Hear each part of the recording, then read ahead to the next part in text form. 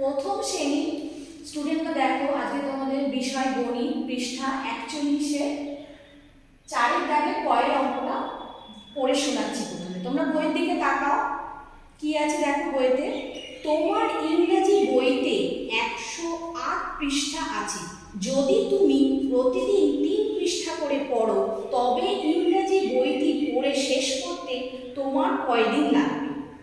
এখানে তাহলে একদিনে কত পৃষ্ঠা পড়ছে? 3 পৃষ্ঠা করে পড়ছে। তাহলে 108কে 3 দিয়ে ভাগ করতে হলে এখানে তোমার 108-এর মধ্যে 3 কতবার আছে এটা বুঝতে গেলে আমাদের ভাগ করতে হয়।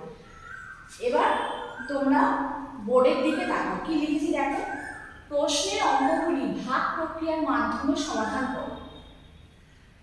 তারপর লিখেছি গণিতের ভাষায় সমস্যাটি হলো 108 ভাজিত 3 সমান সমান কয়দিন লাগবে, জিজ্ঞাসা ছিল। তারপর লিখেছি সমাধান, 108কে 3 দিয়ে ভাগ করছি। তাহলে একটা সংখ্যাকে 3 দিয়ে ভাগ করা যাবে না, তাই জন্য দুটো সংখ্যা নিয়েছি। তাহলে 10-এর মধ্যে 3 কতবার যাবে? এবার 3-এর নামটা করছি। 3 1 3, 3 2 6, 3 3 9, 3 বার গেল। তাহলে 9টা 10-এর তলায় বসালাম। 10 থেকে 9কে বাদ দিলে কত করে থাকছে? 1। এবার 8টাকে নামাচ্ছি। তাহলে 8-এর মধ্যে 3 কতবার যাচ্ছে? এবার 3-এর নামটা করছি। 3 1 3, 3 2 6, 3 3 9, 3 4 12, 3 5 15, 3 6 18। তাহলে 6 বার গেল।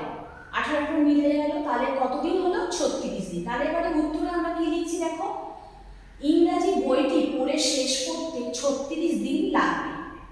আজকে তোমাদের একটু পর্যন্তই করালাম। অনলাইন ক্লাসে আরও তোমাদের অঙ্ক পাঠাবো।